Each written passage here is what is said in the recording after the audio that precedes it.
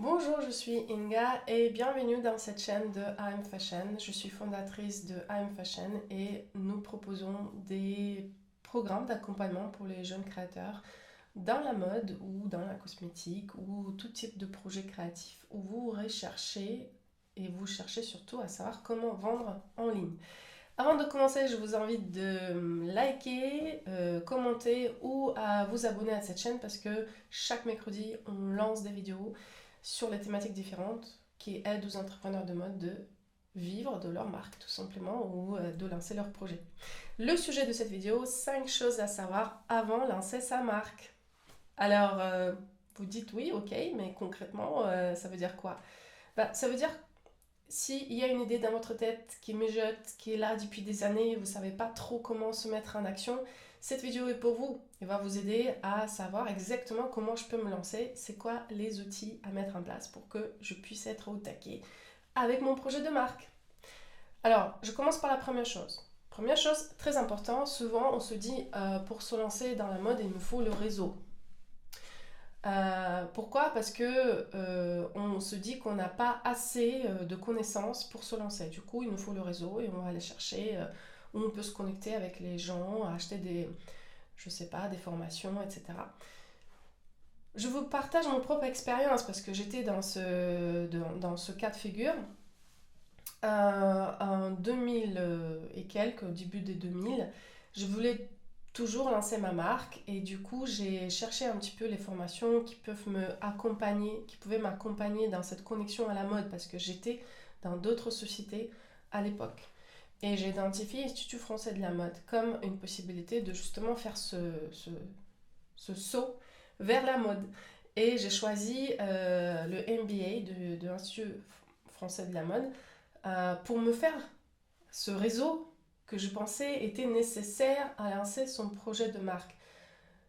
Je peux vous dire que je me suis trompée parce que au final, j'ai fait cette formation qui était très riche, etc. Mais quand j'ai commencé à lancer mon projet de marque, je me suis retrouvée bien seule dans ce projet et je n'avais pas forcément des bonnes stratégies pour que mon site e-commerce puisse être développé. Et pourtant, j'étais dans la mode et pourtant, j'avais soi-disant le réseau. Donc non, c'est pas le réseau qu'il vous faut. Ce qu'il vous faut, c'est une bonne boîte à outils pour avoir la feuille de route claire et structurante. Comment m'y prendre pour lancer ma marque de mode. Concrètement, par quoi je dois passer, quelles sont les étapes que je dois suivre, concrètement, comment je peux avancer dans cette aventure avec des vraies étapes à franchir. Cette boîte à outils, comment la trouver? Je vous conseille quand même de regarder un petit peu ce qui se passe sur Internet parce qu'il y a beaucoup de formations actuellement. Après, il faut faire des bons choix parce que si vous prenez une formation pas trop chère, l'histoire de regarder les vidéos, ça ne va pas vous amener très loin parce que vous allez rester au même point mort où vous êtes aujourd'hui, en phase de réflexion. Si vous regardez des formations un peu plus élevées en termes de prix, mais qui vous accompagnent avec des outils concrets, des exercices, des personnes auxquelles vous êtes tenu en termes de résultats, vous êtes responsable de votre résultat, vous êtes tenu à rendre euh, les, euh, les travaux, suivre les deadlines, etc., ça va vous permettre de vous mettre en action. Parce que malheureusement, souvent, la pensée, elle reste trop le temps au coin de la tête sans des vraies actions que vous mettez en place. Et même si vous regardez plein de petites formations pas trop chères, vous allez rester encore dans cette phase de concrètement, qu'est-ce que je fais pour me lancer? Concrètement, pour vous lancer, il faut un bon accompagnement. Et pour ça, il faut suivre, peut-être trouver les coachs et les formations qui peuvent vous aider justement à se mettre en action. C'est ça l'objectif de formation. C'est pas juste regarder des slides et se dire ah ouais, c'est cool. Ah ouais, c'est faire le produit, c'est bien. Mais pour regarder et faire, ça c'est une autre chose. Donc il faut faire un bon choix et ne pas se tromper des formations que vous choisissez parce que malheureusement le risque de se tromper elle est trop élevé. Deuxième point important, le produit. Pourquoi le produit il est important? Parce que c'est ça ce qui va faire 50% de réussite de votre projet. Si le produit il est bon, intéressant, frais, j'aime bien le mot frais parce que la mode elle va être fraîche, vous savez, dans la proposition de valeur. Surtout ne vous lancez pas dans les aventures type dropship, les produits un peu basiques qu'on peut retrouver partout. Parce que, oui, c'est bien d'avoir un t-shirt avec un logo personnalisé ou personnalisé par les artistes, mais au final, sont des produits basiques qu'on a du mal à vendre aujourd'hui parce qu'il y en a trop sur le marché. Et vous, votre valeur ajoutée, c'est proposer votre propre style, votre vision de mode, votre envie peut-être de porter certaines typologies de produits. Et même si vous avez un peu peur de se dire comment je peux lancer mon propre produit alors que je ne sais rien et je ne maîtrise pas grand-chose, c'est en travaillant avec les ateliers, les modélistes, vous pouvez proposer un produit intéressant. Mais il faut commencer quelque part. Et c'est pour ça que je vous propose, par exemple, de faire un petit exercice, commencer par le benchmark. Benchmarker ce qui existe aujourd'hui sur Internet. Regardez un petit peu les sites que vous aimez, les marques que vous aimez, et analyser qu'est-ce que vous aimez dans ces marques. Est-ce que c'est les choix de produits, le style, le choix de matière, les détails. Les détails, c'est très important dans la notion du produit. Il faut que les détails soient bien finis et surtout intéressantes. Souvent, il y a juste les petites choses qu'on peut ajouter sur un produit basique qui nous permet complètement se rénover et proposer un produit différent de ce qui existe sur le marché. Prenons par exemple une chemise classique d'homme ou de femme blanche. Proposée comme elle est aujourd'hui, ça reste un produit basique qu'on peut trouver dans les marques différentes. Mais proposer ce produit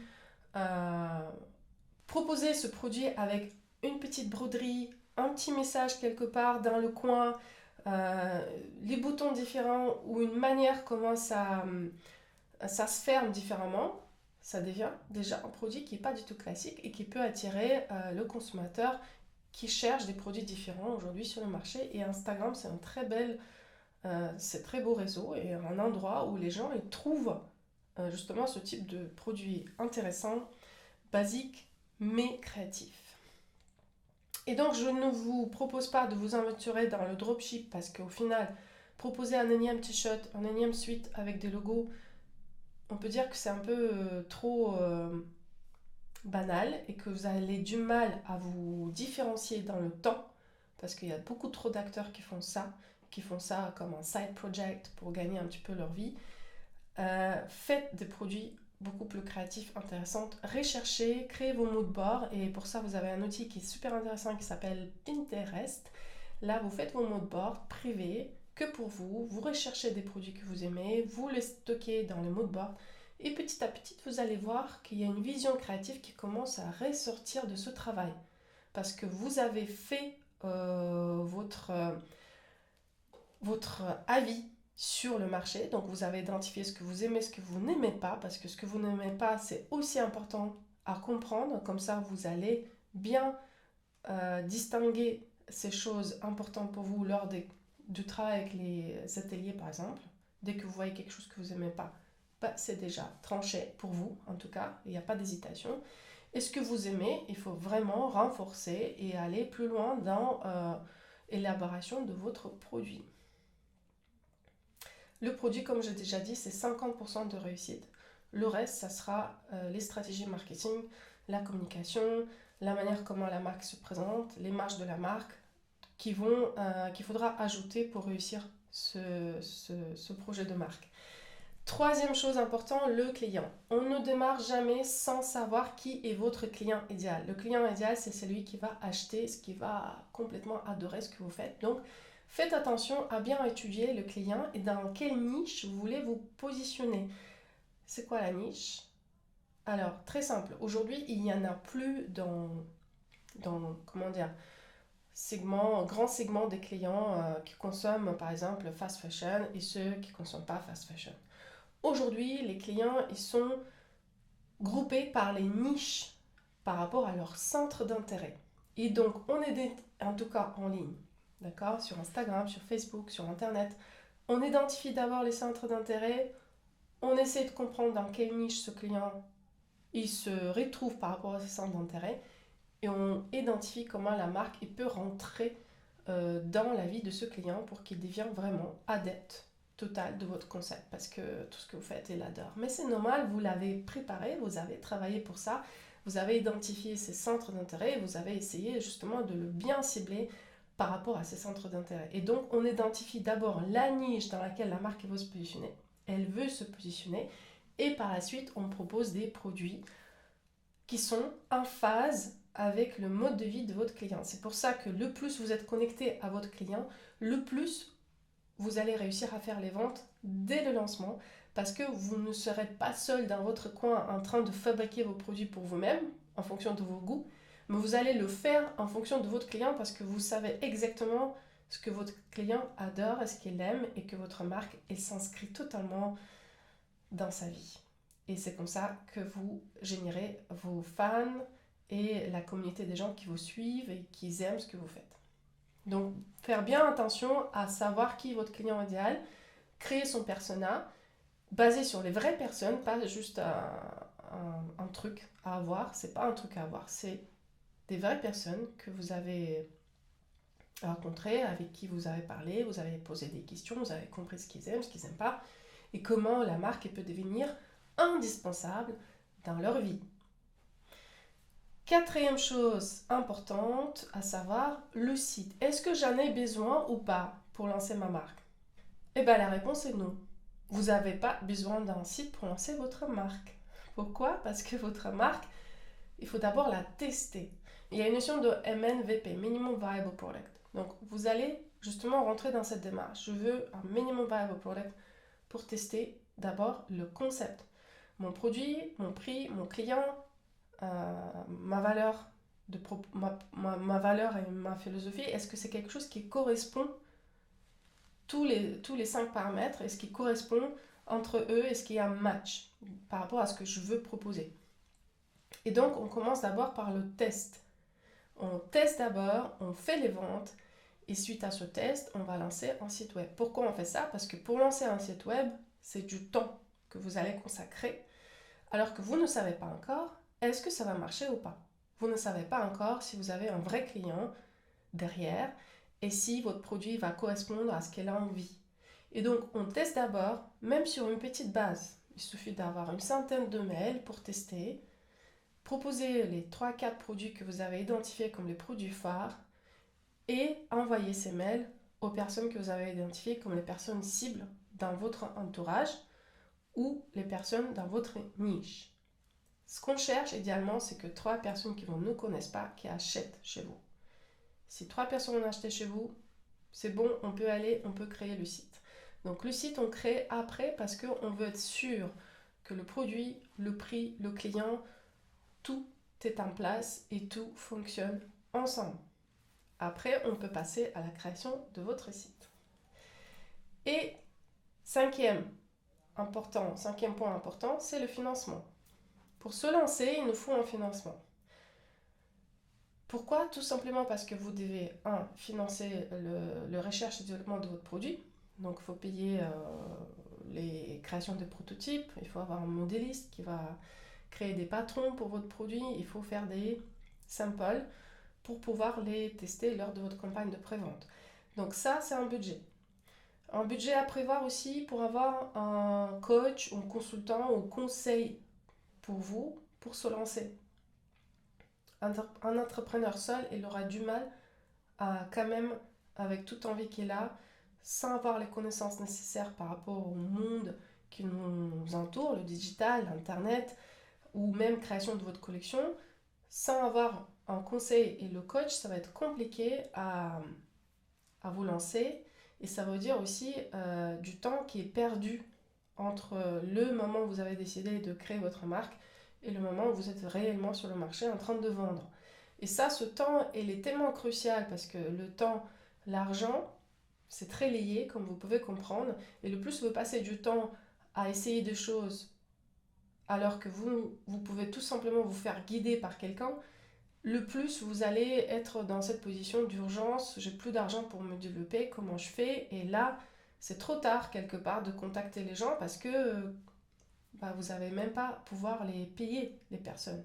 Il faut aussi savoir payer les gens pour vous aider à avancer et c'est comme ça que vous allez avancer plus vite.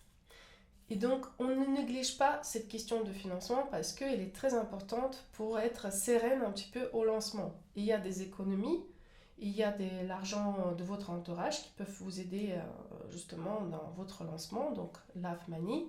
Il y a des aides d'État type CPF, le compte personnel de formation, ou les organismes qui financent les formations pour le professionnel, type AGFIS.